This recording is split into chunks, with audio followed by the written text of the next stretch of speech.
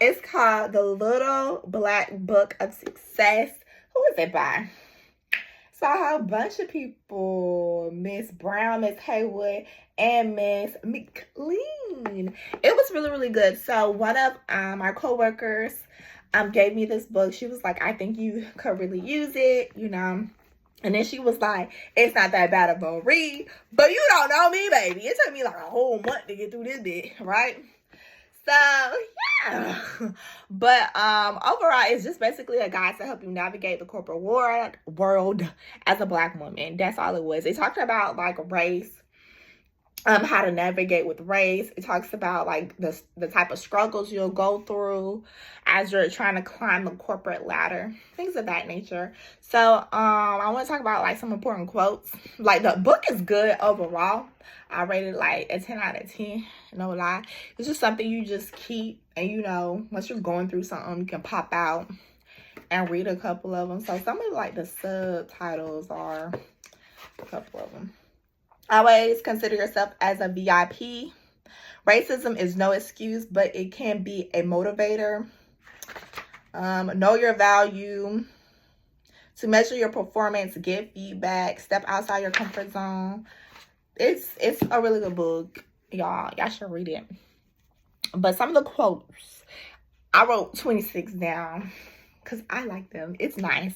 If you've got something to say, say it. I always have something to say. You don't have to be liked to be respected.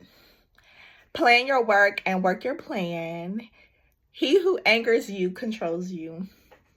Those are facts. It is better to sleep on things beforehand than to lie awake about them after work. It is better to never miss an opportunity to learn something new about yourself. You are who you surround yourself with. Sometimes we forget that. Never miss an opportunity to learn something new about yourself. Don't limit yourself to your own backyard. It's like a whole chapter about that. All is fair in love and business. Don't put all your business in the street. Great leaders inspire great followers to become even greater leaders. Networking is a contact sport. You gotta touch somebody. Period. God won't close the door without opening another one. It does talk about God a lot. So if you're not religious, but still you should read it. It's easy to ask for forgiveness than to ask for permission. Oops. Oh, it's not working, y'all. It ain't working. Okay. You can do anything, but you can't do everything, and that's on period. Only by going too far will you find out how far you can go. Preach with your life rather than your lips. Growth does not come without sacrifice. And that's on period. But yeah, that's some of them. So the chapter, well, the book does start out like the first one I read about becoming a VP.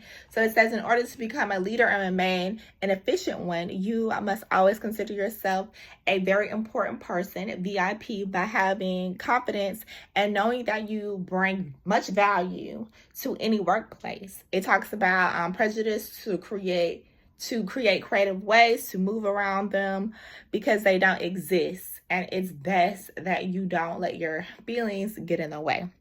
Racism will always be there. It's not going anywhere. You know?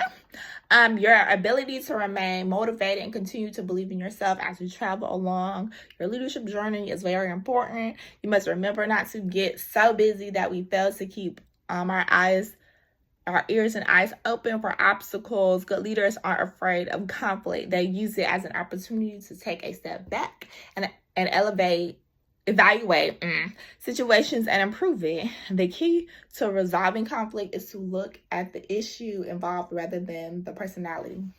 So like I said, great book, great read. You should look into it. Lock in.